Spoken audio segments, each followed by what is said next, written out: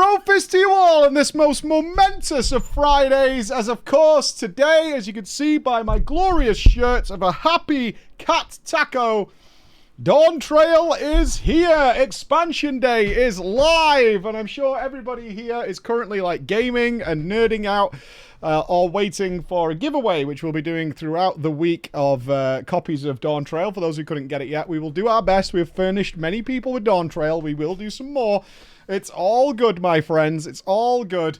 Everybody seems to be having a good time. The queues were barely anything, like amazingly so. Super smooth getting in. But of course, over here, we will be holding back on doing the main story till probably next Monday or Friday, to give people a good chance to explore the MSQ before we jump into spoiler territory. We're going to be playing some Viper, some Picto, doing some leveling, doing some fun, and kicking back with some MMOs. We haven't done it in a while, and I definitely have the taste for it. So super fun. So if you're looking for things, you can get the shirts if you want to celebrate. You can get that on our website, preachgaming.com, along with the PreachCon 2024 shirts, which are available now. But that's not why you're here right now, my friends. Hell to the no. You're here to listen to some stories, to soothe your ears as you traverse through Eorzea doing your things. And I can't possibly miss the opportunity for a story that has in its title, Sister Wife. I don't know where we go. As you know, if you want to send us a story, you can send it to drama@preachgaming.com, where our wonderful Bex will sift through and find the ones for us, and this is what she has selected for us. So I have no idea what's in here, but Wincest? Are we going to be in Team USA? Now, I know this is going to get ropey, and you know why? You know why? Because the names she has chosen to represent this war for the sister wife will be our one Mr. Gimpy and one Mr. Tierce. She has selected some very familiar characters to our live audience who are probably here right now. There's Gimpy. Do I see a Tierce in the chat? Oh no. Oh my. Oh my. You can all... Oh, there's Tierce. They're both here. I can assure you, guys, that Bex would have only selected the finest of people to represent this story. And of course, if you ever want your name in Drama Time, they are from our wonderful website supporters who guarantee the show occurs and make it all happen. So big thanks to them, and I'm sure Bex is going to treat them nicely. Without further ado, let's jump into it, shall we? Preacher! Hello to you and the wonderful team. I have just begun binge-watching drama. My God, I believe there's more drama time available than you could fill up with the free trial of Final Fantasy XIV. There's a lot. There is a lot in there. I am loving it, every second of it. I wanted to contribute with a story myself. However, I very rarely experience a drama in game worth talking about. You see, this is me talking now. That's not true. It probably doesn't seem that big to you at the time because you lived it. But trust, in the eyes of the beholder, it can be a very different story. As I always say, everybody has a story to tell. Everybody does. I mainly play multiplayer games, but mostly with RL friends. I play a lot of WoW, but rarely Pug. When I do, it's usually just to replace another friend who didn't happen to be online at the time. As such, much of my gaming experience is pretty much drama-free. Now, I figured that I would throw you a bit of a curveball. I'm going to send you a story that did not happen in an MMO. In fact, it happened in a single-player game. Okay. Now, my friends, that dutiful audience who has got a gaming experience worthy of kings. Well, the game in question is Crusader Kings 2. A grand strategy game, not unlike such as Civilization. Okay. What's important to know about Crusader Kings 2, however, is that the game is very personal and full of intrigue. You do not play as a Is this a game we need to play? You guys can let me know. I'm curious now. You do not play as a nation or a country, but as just a simple dude with one desire: to conquer the world. As such, the game can feel very personal to you at times. And if you get too immersed, Well, some people lose your sense of self in the real world and become that character. If I had to guess, I would say that Crusader Kings 2 is the grand strategy game with the most degenerate players of the entire genre. Is that right? And it's not been on my radar. Interesting. It is well known in the community that in order to Google information about a mechanic or something that happened, you have to start the Google search with... Oh my god. Okay, yeah, my chat got it immediately.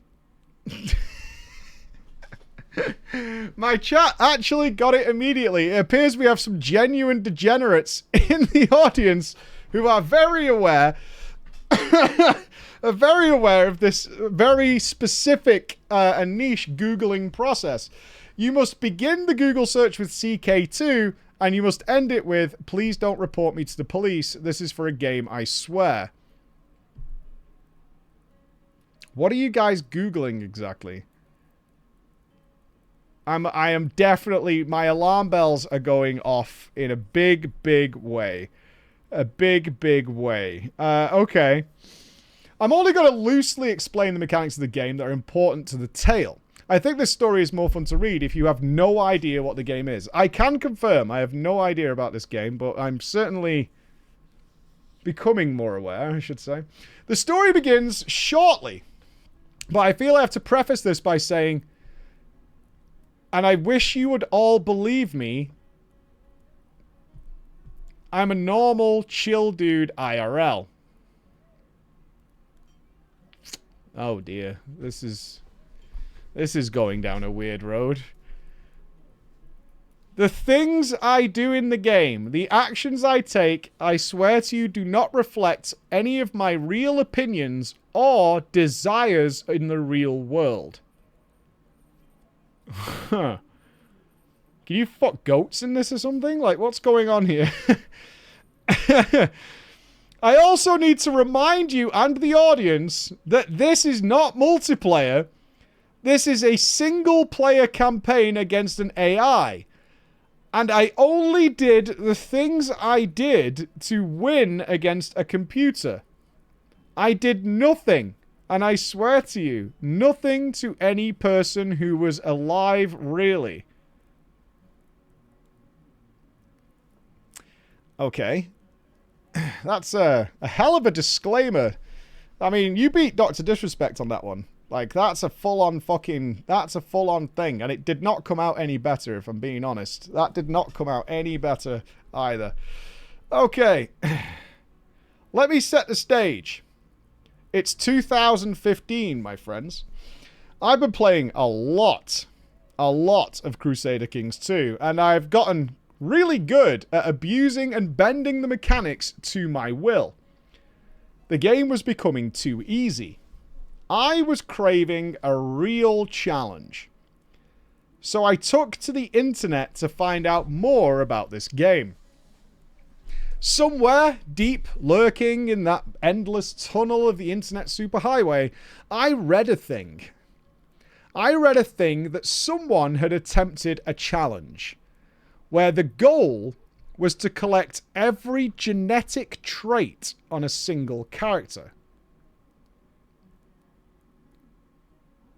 Is this like a Warhammer game? Genetic traits are very powerful traits that a character can pass down to their children. Kids can spawn with it randomly, but the chance is higher. Did you engage in eugenics? Is that what this is? Is this just eugenics? I'm kind of thinking this is eugenics, right? You know, the thing that's been internationally banned for a very good reason. I can understand the Google search now. Yeah, this makes sense. The chances are higher if both parents contain or possess this genetic trait. Eager to try this, I load up a new game. I already knew which nation I wanted to play as, a small nation in the eastern side of the map, a nation that was known to be almost impossible to complete a campaign as, a nation whose mechanics gave them in-game bonuses if they marry their relatives. Excuse me? There's a faction you can play as in this game that gets incest bonuses. That's a thing. They like wrote that into the game that you get incestuous bonuses. Yep. Okay. I saw this as the perfect opportunity to keep the traits in the family, so to speak. All right. Okay, Mike, now you understand where we're starting from. That's true. We're just at the starting line. We haven't even started playing yet. We're just booting the game up. All right. Part of the mechanic, I thought at the time, was also that their kids had a reduced chance of getting the negative traits from inbreeding.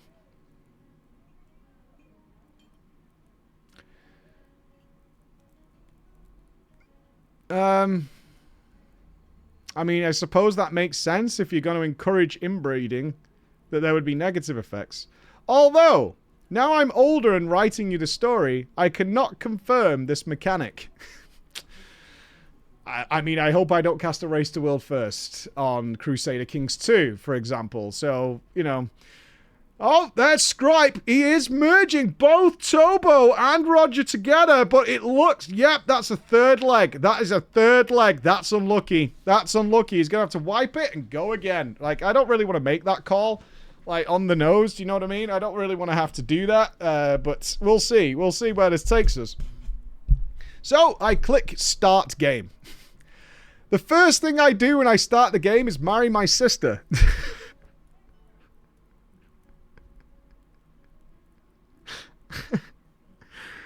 That's move number one. Okay, that's the first roll of the dice, is it? That's the first thing.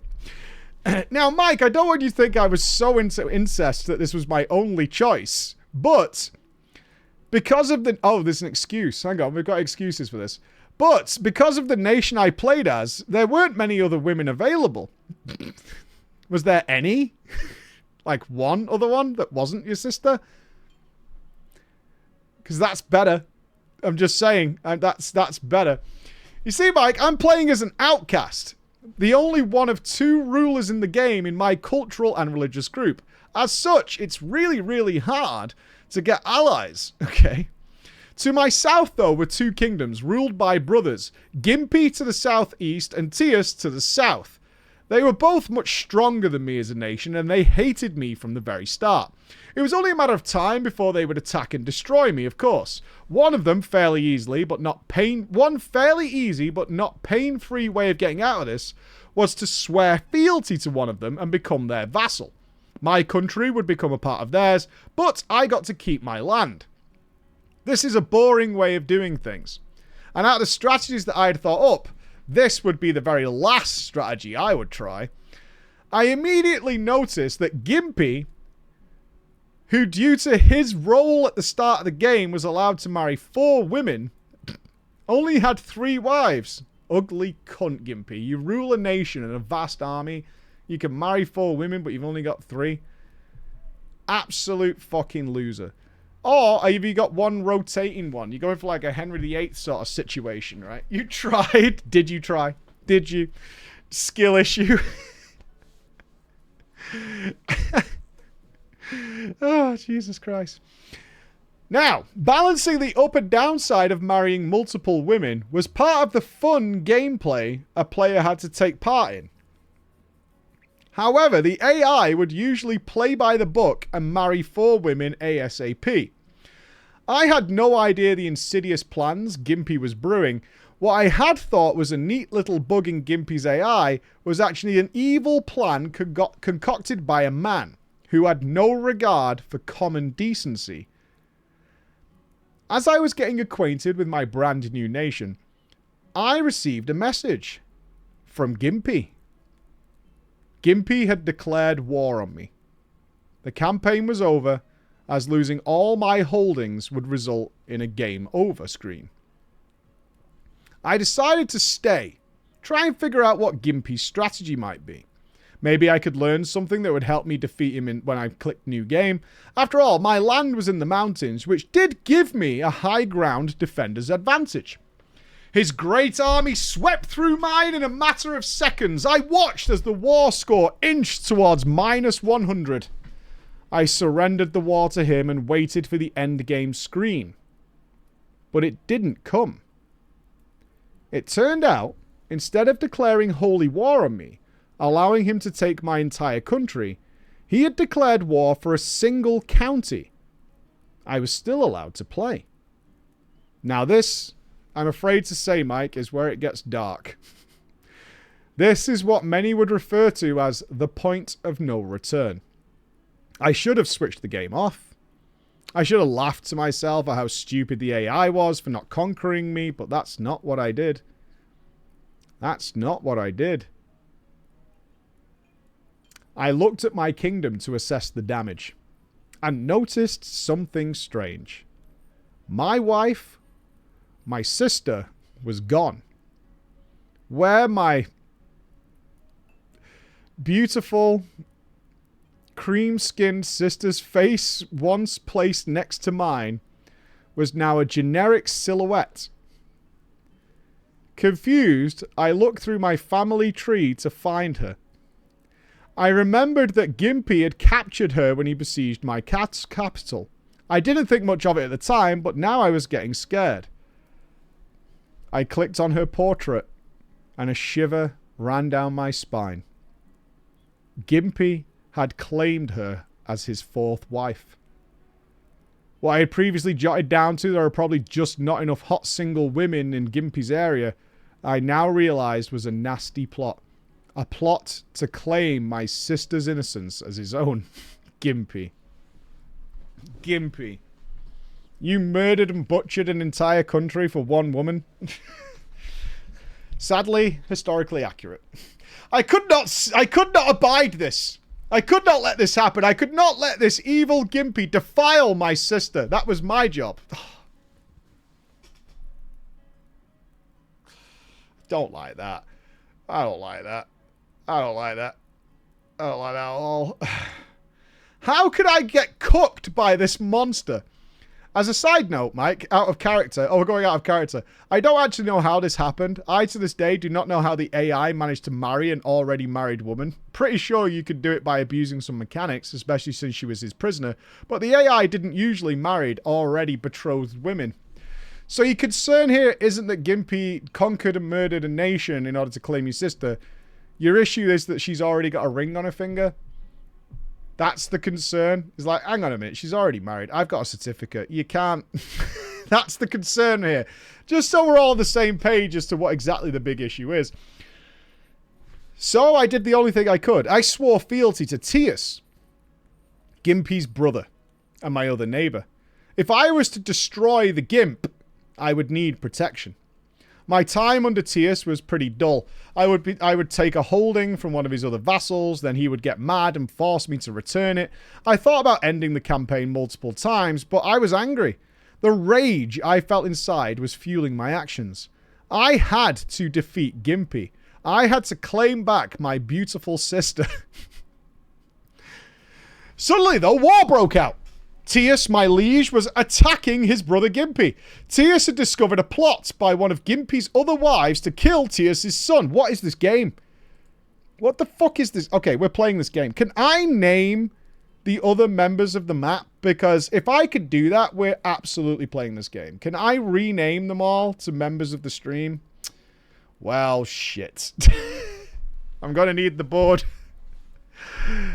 I'm gonna need the board. I'm gonna need the board. He was furious, and he had now gone on the offensive. This was what I needed. An opening. A plan started brewing in my head, and my excitement was reignited. Tius moved into Gimpy's territory and decimated his army. With Gimpy's army on the retreat, I raised my own and joined in a pincer movement. I had one single goal. I was going to take Gimpy's capital and take Gimpy as my prisoner. I moved to his capital and sieged his holdings down one by one. Anytime a new prisoner was taken, I assessed their relationships. If they were merely an innocent vassal caught in the crossfire, I would negotiate their release for some cold, hard gold. If the person in my prison had any significant relationship to Gimpy, I began executing them on the spot.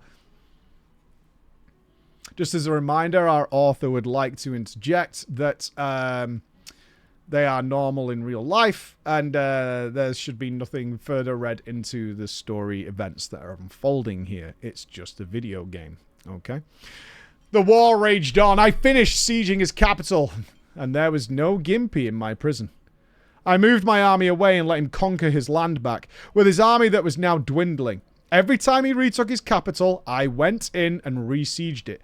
I needed him in my prison cells. I needed him in the rat-infested cold stone that I had prepared for him.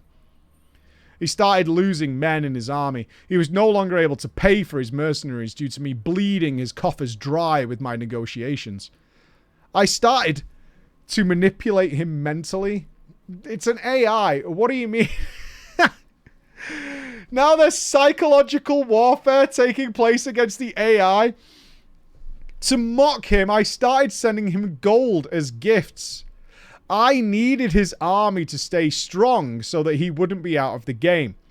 I needed him to rebuild so I could kill him over and over again. This was the only way to capture prisoners outside of his army. Now, Mike, this went on for a really, really long time. But then eventually, I received a message with a familiar face. My men had captured my deflowered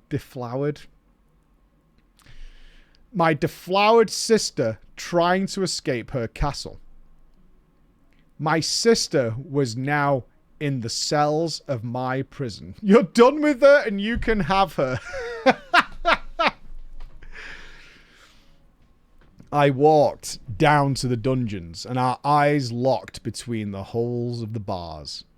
There she was, my sister, my ex-wife. I looked deep into her eyes, but I did not see a familiar face starting back. She had changed. Her face was no longer the same. She had grey hairs on her head, and she was wearing jewelry that I could never have afforded to buy for her. A chilling sensation rolled down my spine. Thoughts entered my head that were previously merely whispers in the wind. Did she go willingly? What if she hadn't been captured against her will? What if she wanted to leave me for a richer, more powerful man? What if my sister never loved me at all? All I saw when looking into her face was someone complicit, and I knew it. I took her head on the spot and ended the campaign. On my screen were the words defeat, but I tell you all right now, as the blood ran down the steps of my prison cells into the drain, I had never felt so victorious. The end. And as a reminder, I would never do this in real life, Mike, but I did feel like I scored a W for the lads. Who won in this scenario? Who? Who won here? Who got the victory?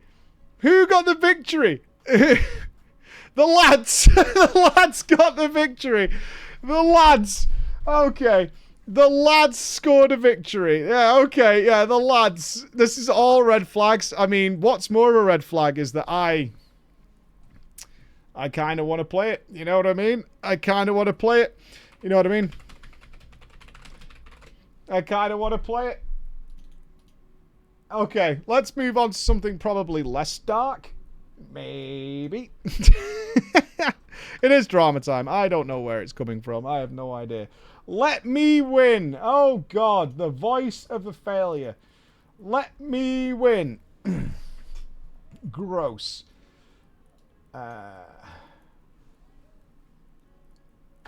Okay. Oh, no. I can't help but read this name as Caligula Love. We need, from our wonderful live audience here, I need 2 guild names. Bex, is this supposed to be funny? These guild names need to be horse related. Horse related. 2 horse related. I took your mare. Very nice, Gimpy. Very nice. I took your mare. Pony piss? What is wrong with you guys? Inside the family. What does that have to do with... Pony Slay Station. I like that. Pony Slay Station. That's a good one. I have no idea what inside the family has to do with anything, but sure. The Equestrious Lads. Alright, I like that more than I took your mare. Alright, we'll have Pony Slay Station and the Equestrious Lads, who are chalking up W's all over the place. Saj for Pony Piss. Alright. What game are we in? Mikey! Hello! And the always auspicious chat. See, you're auspicious, guys. Mike, I'm coming to you from Team America with a drama story from an MMO, but it's not an MMO you're used to, you big pussy. There's not a horse MMO, surely. Mike, it is not World of Warcraft. It is not Final Fantasy XIV. It is not even the gem that is Star Wars or Star Wars Galaxies. No, Mike. I am bringing you a drama story from a place that you would consider the biggest hellscape to ever exist. It is the wonderful world of Star Stable. Note from Bex. Please don't fire me. I found you the trailer, and I think this game should be on the list. Okay. Let's... It's 50 seconds. I guess we take a look at this. Audio team, I will describe to you the nightmare I'm witnessing, but it's called Star Stable Online Horse Adventure. I have never heard of this in my life. Get ready for the ride of your life, it says, as we pan across a stable where there are people riding very, very N64-based horses. Choose your outfit. Okay. You get to ride horses in classes together. You can train your horse and get high scores. You can explore and discover and talk with friends. Find your destiny. Oh my god. And then leave on a ship, apparently, according to the trailer. Wait, it's getting dark. The music's getting ominous. Is there like an evil horse? Nope, that's it. I don't know what we just watched. The music got kind of dark and evil. It looks terrible. But, I mean, I don't think any of us are surprised at that possibility. I think we're all understanding that, no, that will not be a sub-goal or anything along those lines. I would rather chew my own balls off than waste my time with Star Stable. No, it's okay. I don't need to drive my viewership into the sub-double digits. It would be fun for all of 25 seconds, max. I don't think that's a good idea, right? Okay. It's the colourful world of Star Stable, which allows players to raise their own horses. You can take part in races, take on challenges, compete in epic championships. Do you work for Star Stable? Are you trying to sell us on this game? Because you're barking up the wrong tree. You can play against other members of the community and undergo a grand RPG-style quests. The MMO version of 3 other Star Series games, the Star Stable, has been running since 2012. This game has lasted longer than Terra Online. I assume Josh has not played Star Stable. But I'm sure that time can come. I'm sure we'll get there. Yet. We're which is respectable for what is essentially an online horse riding MMO. But like any interaction with the strange and silly members of the internet, there is drama. I can imagine there's drama in a horse game. Even in the idyllic perfection of Star Stable. Now, my significant other shared these tales to me just a few days ago, and I had to share them with, of course, the time of drama. Mike, there are guilds in Star Stable. Why? The first part of our tale takes place between the two guilds in Star Stable. These being clan-like groups one can join to receive bonuses to your stable career. Same sort of thing as WoW and FF. Please don't. Please don't compare this to WoW and FF. Very rarely are there players who are ungilded of some sort, so I have to assume, Mike, that it is very much join the first guild you find cesspool kind of environment, alright? This goes one step further when opposing guilds compete in the Grand Championship to acquire, ladies and gentlemen, you're not going to believe this, it's the coveted gold ribbon that you get to display on your horse. The item level of that gold ribbon is through the roof. We're talking legendary. You think you're going to get good with like an ash candy or anything like that? You've never even considered getting a gold ribbon for your pony. So one day, my partner was working on her daily quest. It has daily quests, of course it does. Can't go to dinner tonight, mates. Gotta log in and do my dailies on Star Stable. Do you know what I mean, mate? They're gonna reset in the morning. Yeah, gotta get home and, like, clean out the shit out of its hoofs. If I don't do that, mate, I'm fucking gonna fall behind on resource. Not doing that, mate. You get your daily quests near the large obstacle riding course. Simply, she was living her best life and having a really fun day. Just vibing, she said. The peaceful serenity of this day, though, was suddenly shattered when a commotion arose in global chat. The named players being nearby at the aforementioned daily obstacle course arena. You see, the Equestrious lads...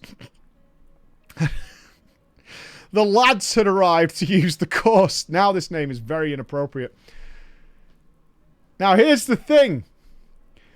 This area, this course... only one guild was able to rent for the day at a time. But the players from Pony Slay Station were also there. Simply thinking they could roll up to the course without a reservation. Ego. Entitlement. Outrageous. Naturally, this led to... this is essentially Star Stable fighting over a world boss, right? That's what I'm looking at here. Star Stable fighting over a world boss. It is... that's what we're seeing here. Naturally, egos collided. Elitists started to rise. Racist slurs... Jesus Christ. Started being thrown and reports were being sent to remove an entire guild from the game. Screenshots were being taken. Ban system works on a simple 3 strikes rule, meaning a player can only receive so many reports before the algorithm kicks in and automatically starts banning you, no questions asked. Naturally, my partner simply watched as the war broke out over the course and did the wise thing for one of these drama stories. She ignored it, simply avoiding the growing confrontation altogether. I approve of her wisdom in this regard, but... you would think her ignoring it and moving away would be the end of the ultimate war of Star Stable. A simple guild squabble. We've all seen them, but no. It got degenerate. Let's go forward to a more recent time. My girlfriend was competing in an actual player-based PvP race. Which came complete with not only the coveted gold ribbon, but silver and bronze to pin on your horse so all could see your new transmog. This, in the world of Star Stable, my friends, is super high stakes. This is real shit. Public recognition of your performance in one of those PvP battles was highly coveted. As far as this game was concerned, this was basically the race to world first. While waiting for the race to begin, all the women... why are you assuming they're all women? Could be guys playing Star Stable.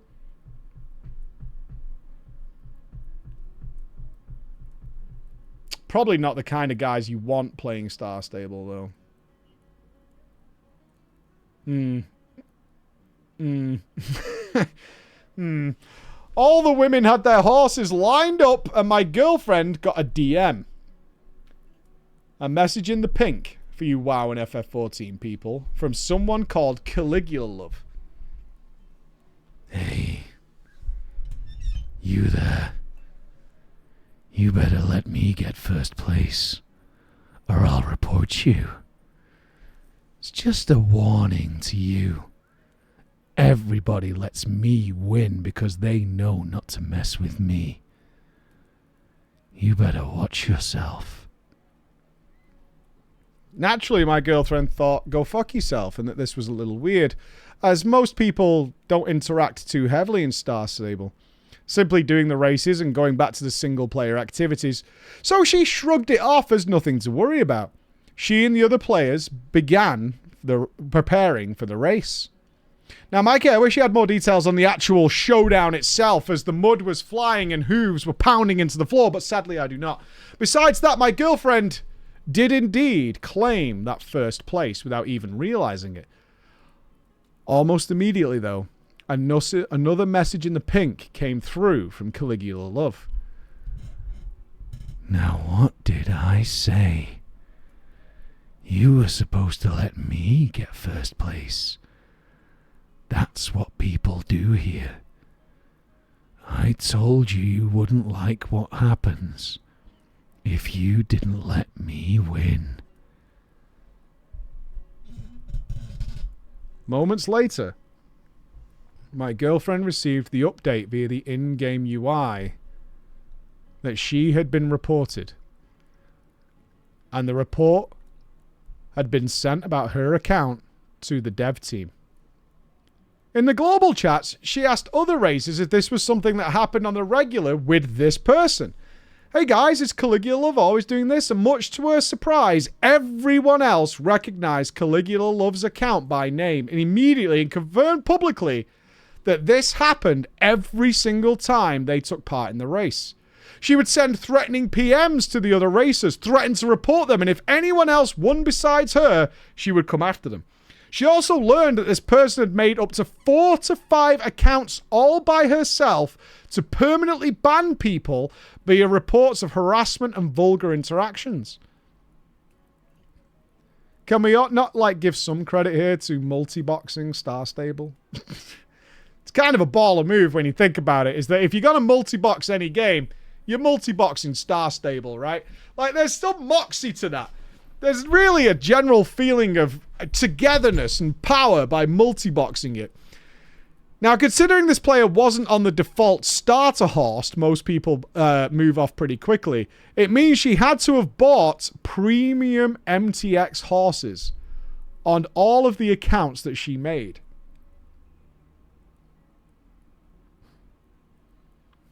Premium MTX horses for the N64 style game. Okay. Mike, it gets worse. She was above level 5, meaning that she had purchased the $80? $80? $80? What? Okay. Okay, we're checking. We're checking. I need to know. I need to know. We're going in. What is this? Okay, horses. Horses of Jorvik. Okay, we're on the website. The American Saddlebred will be in-game on the 15th of May. There's a whole... What if I want to buy a Shire horse? 900 Starshines. And there are multiple generations. It requires level 8. And you get it at Steve's Farm.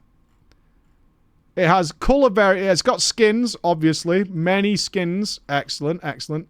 How much are Starshines? All right, let's go to the shop. Star coins. 45 quid for 5,000 star coins. Oh, they let you choose your own. Oh, that's fantastic. So, how much was that? 800 coins. 17 quid for one of the horses. Oh, but you could get a subscription. £919 for a horse skin in this game. But they've got an offer. If you subscribe every month, so £10 a month or £4 a month, you'll get 100 Star Boys every week. Oh, wait, get this. If you pay 42 quid, so that's the upfront, so you pay for the year, you get 12,000 shiny boys and 100 every week. Wow. Oh, there's a special offer for something called a Star Rider. When you become a Star Rider, you unlock the possibility of exploring thousands of quests and beginning the real adventure that awaits beyond level 5. Unlock the magic, guys, with Star Rider. That's the subscription fee. Oh, wow. Wow. Amazing. Amazing. Pretty poggers, actually. Pretty wide. This is a money sink. I would like some magic, please. Cheaper than Disney, I suppose.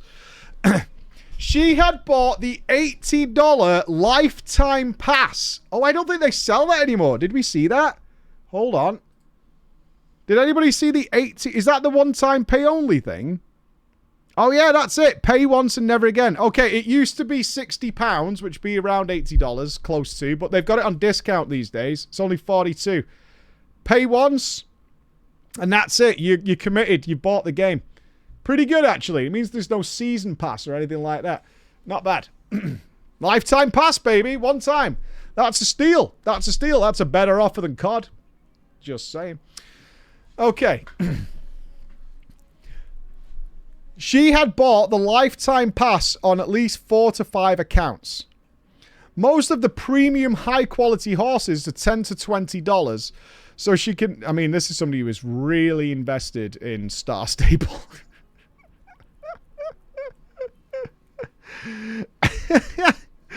This is some investment into Star Stable. Oh, God. With just this basic information, the Caligula Love had spent probably somewhere over $500 to harass and report people in the horse riding MMO, originally made to sell the magic of horse riding and racing. Oh, that's naive. You think this game was made to celebrate horses? Oh, bless you. To wrap up, though, once again, I can respect my girlfriend's wisdom on the matter, and she simply claimed her gold ribbon for her horse and just put Caligula Love on ignore. She never heard from Caligula Love ever again, who went on to the next races and continued to harass people. But considering that my girlfriend had got away with it, nobody ever let Caligula Love win, and they had to win on their own after that. Mike, remember though, that might change at any day. Stable, Mike, chat, remember. Always let Caligula Love win, in case the Equestrious Lads and Pony Slay Station show up to mess up your time. This guy deserves a star. Round of applause. Round of applause, my friend. Round of applause. Good afternoon. Good afternoon. Star Stable, serious stuff. Written by Caligula Love. Yeah. Written by Caligula Love. Absolutely. Okay. We are going to be wrapping drama up there. It's a little shorter than normal, but as you can imagine, it's the Dawn Trail release, and we have a lot of things to do. So the stream is not over. We're going to be heading over to FF14 and gaming on, because I have a big boss to kill who has been mean to me. Look at Discord. What, before the end of drama? Hold. Where am I looking? Okay, someone in our chat knows the moderators of Star Stable. It's known internally for its problems with the amount of ERP going on.